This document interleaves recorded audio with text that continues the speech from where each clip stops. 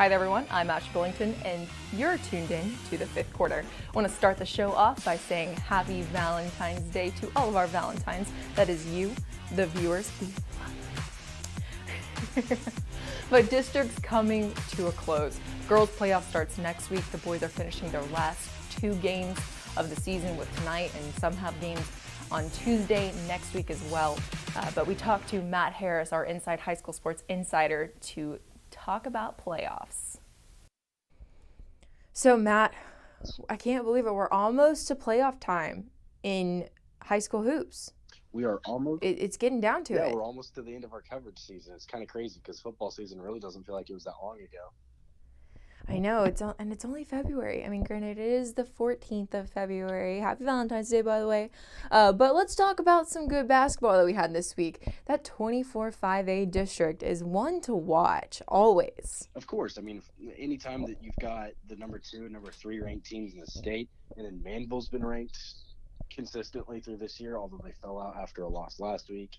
You've got Foster and Fort Bend Marshall that have had several close games with top teams in the district. So definitely one we've been keeping our eye on this year. But Tuesday night, we got the treat of the number 2 team in the state, Shadow Creek, traveling to Hightower to take on the number 3 ranked Hightower Hurricanes. And that game was unlike anything I've seen this season. I mean, the line to get into the gym was out the door and around the corner. The place was packed to the gills. You had media all across the baseline with cameras and just trying to get shots and footage. Deshaun Watson showed up, and it was a great game. Hightower had a sophomore who dropped 46 points, and Hightower picks up a big 80-64 win over Shadow Creek. So sort of an upset. If number 3 beating number 2 is an upset to you, I guess it's technically an upset. But the important thing there is Shadow Creek won the first matchup between those two teams at home, and so now you're essentially going to likely have a tie for the district championship since each team has one loss to each other. The tiebreaker there would be, who's won more games against each other, but obviously they're 1-1 against each other. So essentially the way that works out is they'll either flip a coin to decide seeding and they'll be co-district champions, or they could potentially play a game next Friday to determine seeding after district wraps up on Tuesday. Then every team will have Friday off before playoffs start a week from this coming Tuesday. I mean, I wouldn't mind seeing one more Hightower Shadow Creek game before we get into playoffs. Absolutely not. That could be your Region 3 final there in 5A.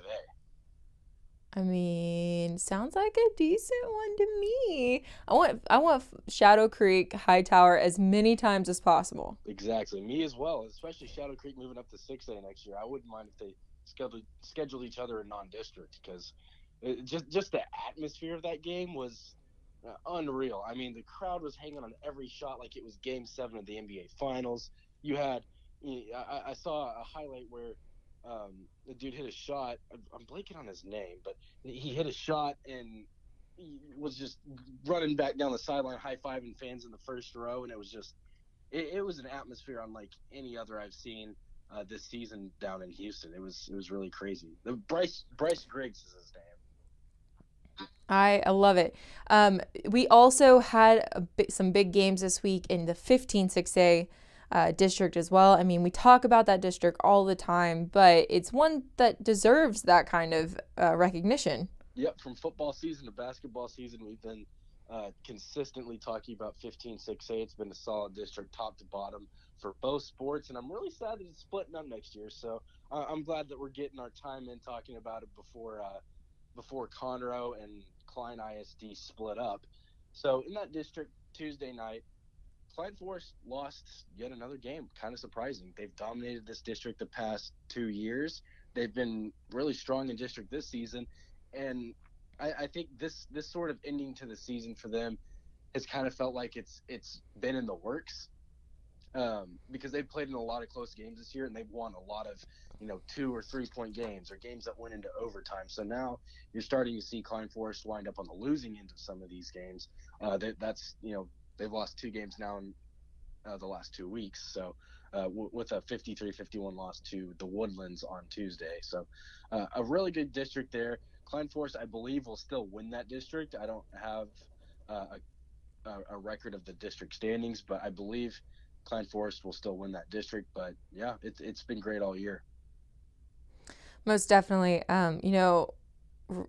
We are so close to playoff time. Girls teams are starting playoffs next week. Boys teams have one more game.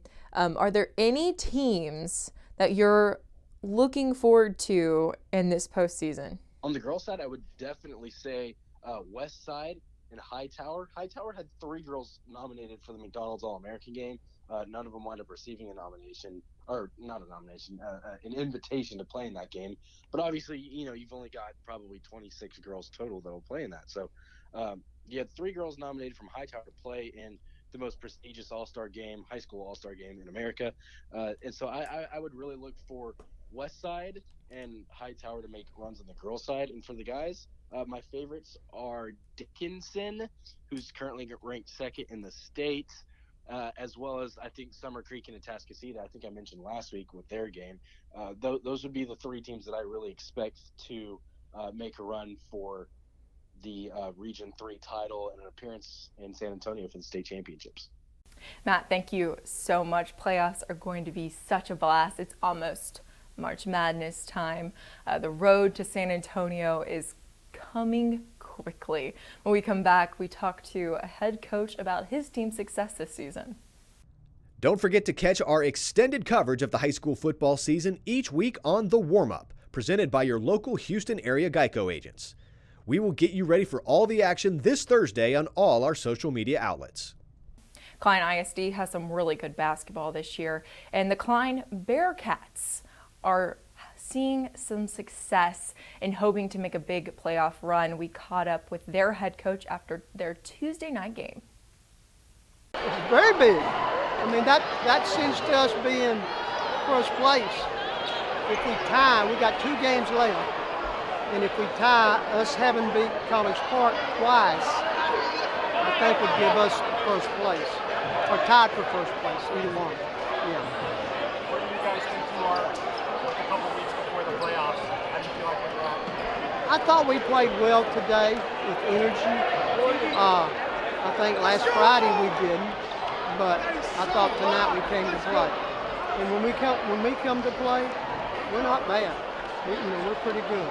But I think College Park, Clifton is a really good coach.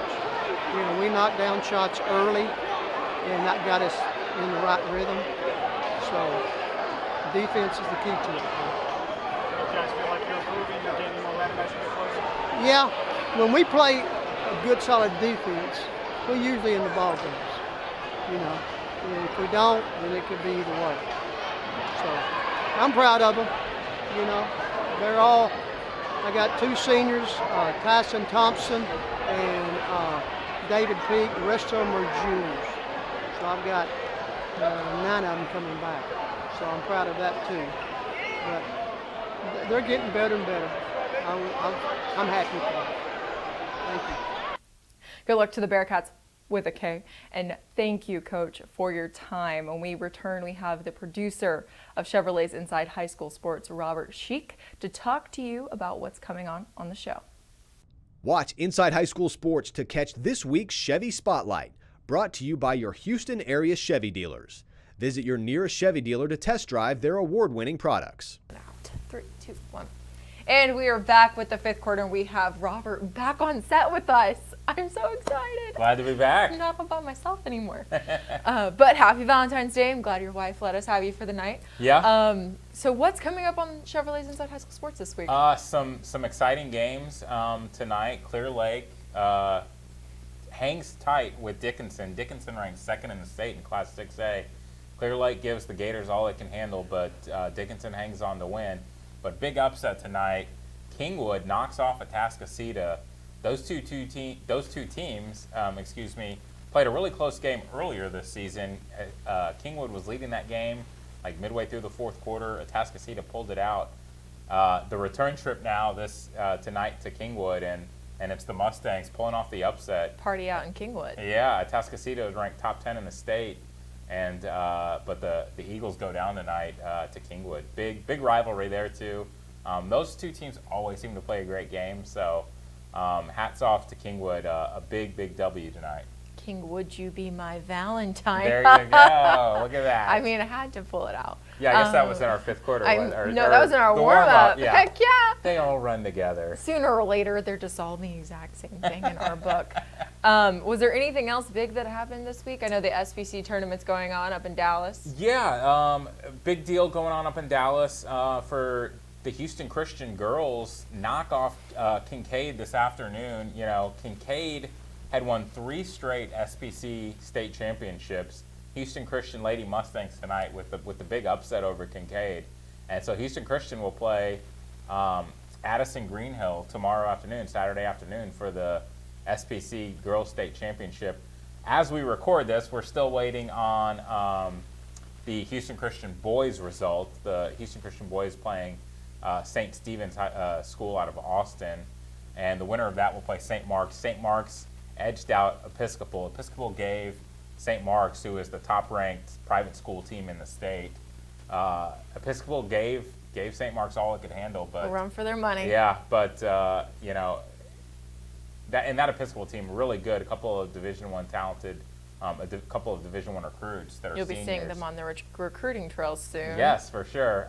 But St. Mark's, I know, has a big-time player as well, and maybe a little home court advantage for St. Mark's as well, playing up in Dallas, and Episcopal not quite able to get it done. But yeah, perhaps we'll see if Houston Christian can knock off St. Stephen's. St. Stephen's won the first matchup between those two teams in the regular season. We'll see if Houston Christian can pull off the upset and then maybe try and make it 3 straight state titles in SPC. I don't know if we had them on the show this week, but Hightower beat Shadow Creek. Yes, so yeah, we will have both the boys and girls games from that big Class 5A showdown. Huge. Let's start with the boys. Huge crowd, packed house at Hightower on Tuesday night to see. You know, Deshaun Watson was in the house. That's how big a deal this was, to see the number 2 ranked team Shadow Creek take on the number 3 ranked team Fort Bend Hightower. Hightower wins it going away, 80-64. Bryce Griggs, 46 points. Holy moly. Yeah, there were quite a few big performances this week on the show. That one certainly leads the way. Bryce Griggs, 46 Maybe a bobblehead? points. Yes, and he will be one for a future recruiting trail. He is a big-time star talent. All the college coaches are starting to come a-calling to Mr. Griggs, and he's only a sophomore. And, you know, he has this team, you know, the Hurricanes were ranked 3rd in the state, excuse me. You knock off the number 2 team in the state, you know, to split the season series. I don't know if maybe they'll move up to 2 or whatever. It really doesn't matter. These two teams appear to be on a collision course in the 5A Region 3 final with a trip to state on the line, because they just seem so far ahead of the competition in Class 5A, you know, both Shadow Creek and Hightower. And not only that, those two programs on the girls' side are also the 2 top girls' teams in Class 5A in the area. And they had a big game Tuesday night as well. Shadow Creek girls get the win. That one played at Shadow Creek. Shadow Creek girls get the win. Both of those teams ranked in the top 5 or top 10 in the state as well. Huge showdown. Congratulations to the Shadow Creek girls, the Lady Sharks.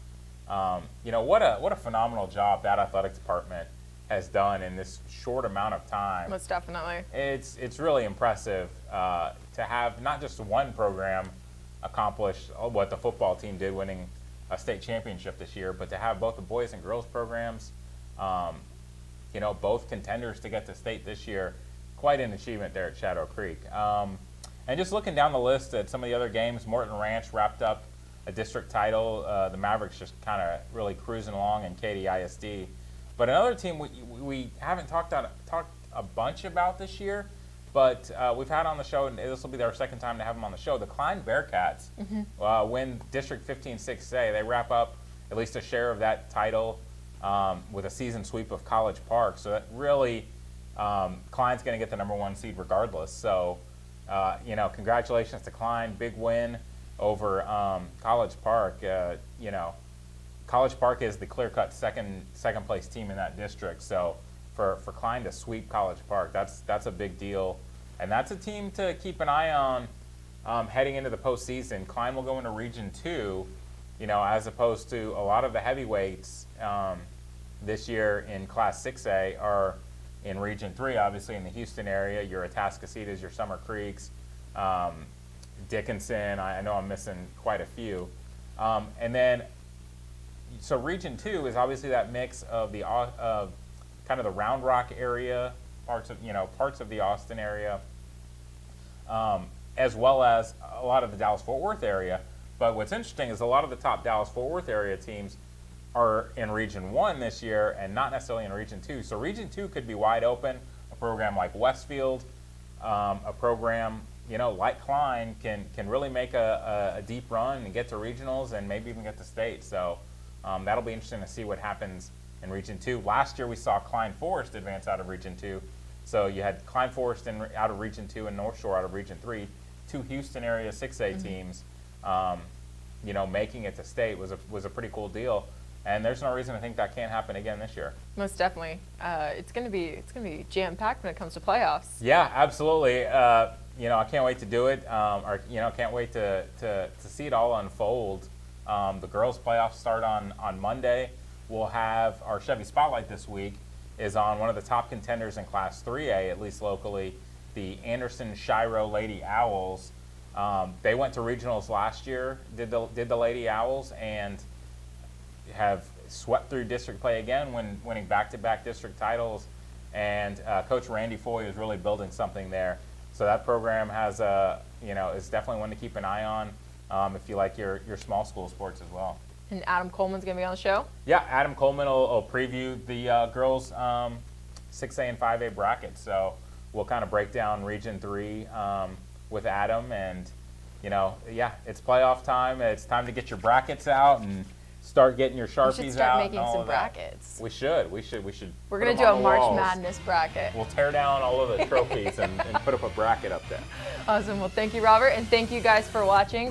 Chevrolet's Inside High School Sports is on tomorrow at 11 p.m. on KHU 11, hosted by Matt Musil. But until then, I'm Ashley Billington. He's Robert Sheik. Thanks for watching.